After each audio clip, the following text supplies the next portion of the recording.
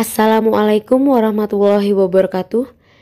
Video pembelajaran kali ini yaitu materi PKN kelas 10 bab 2, yaitu tentang ketentuan Undang-Undang Dasar Negara Kesatuan Republik Indonesia tahun 1945 dalam kehidupan berbangsa dan bernegara.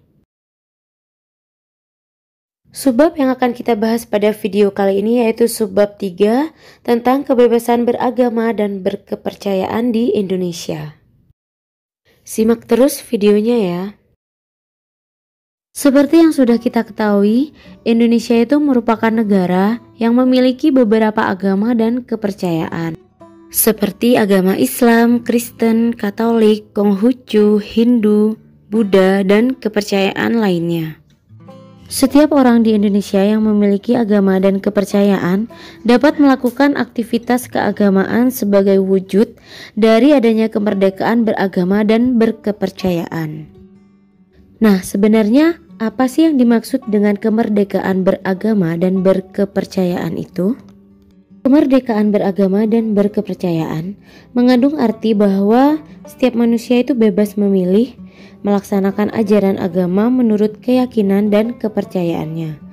Dan dalam hal ini tidak boleh dipaksa oleh siapapun, baik itu pemerintah, pejabat agama, masyarakat, maupun orang tua sendiri. Kemerdekaan beragama itu tidak dimaknai sebagai kebebasan untuk beragama atau bebas untuk tidak beriman kepada Tuhan Yang Maha Esa.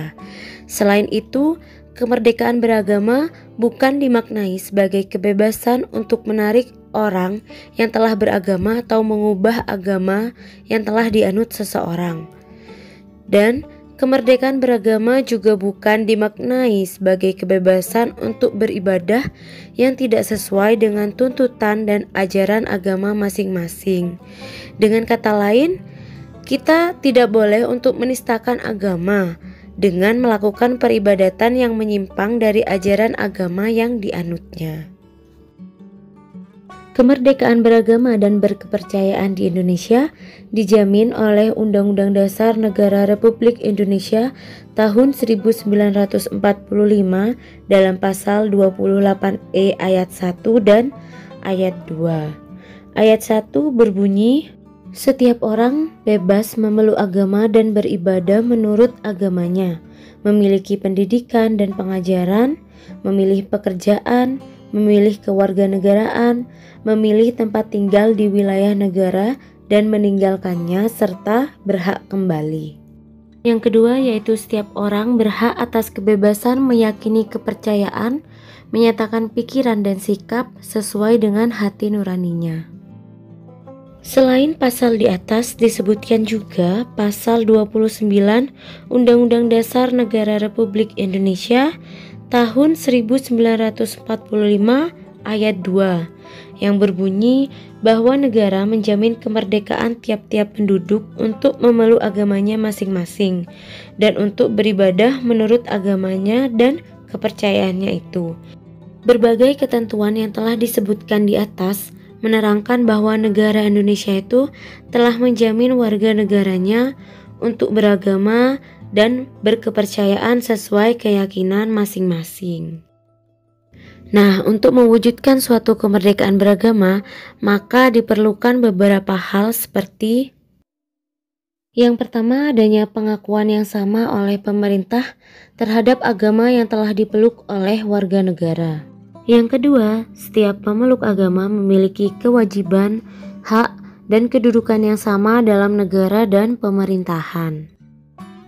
Yang ketiga yaitu adanya kebebasan yang otonom bagi setiap penganut agama dengan agamanya itu.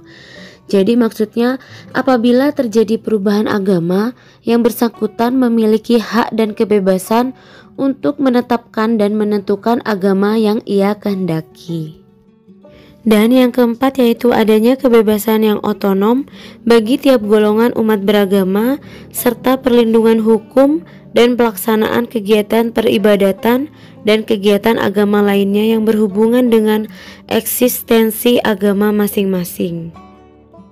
Kemerdekaan beragama dan berkepercayaan juga diatur dalam Undang-Undang Republik Indonesia Nomor 39 Tahun 1999 tentang Hak Asasi Manusia, serta dalam Undang-Undang Republik Indonesia Nomor 12 Tahun 2005 tentang hak-hak sipil dan politik.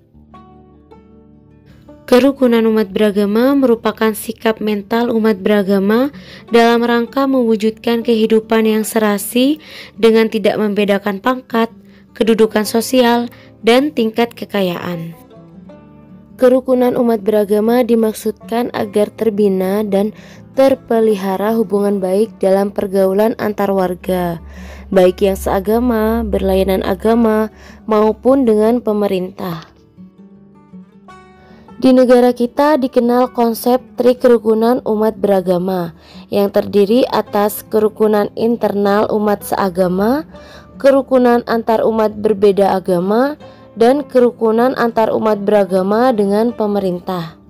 Untuk kerukunan internal umat seagama itu merupakan adanya kesepahaman dan kesatuan untuk melakukan amalan dan ajaran agama yang dipeluk dengan menghormati adanya perbedaan yang masih bisa ditolerir. Contohnya adalah saling menghargai, menghormati, dan toleransi apabila terdapat perbedaan. Sedangkan kerukunan antar umat beragama adalah cara atau sarana untuk mempersatukan dan mempererat hubungan antara orang-orang yang tidak seagama dalam proses pergaulan di masyarakat.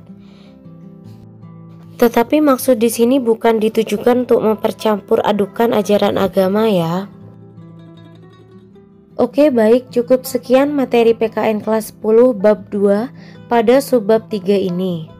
Pada video pembelajaran berikutnya kita akan bahas pada subbab 4 yaitu Sistem Pertahanan dan Keamanan Negara Kesatuan Republik Indonesia.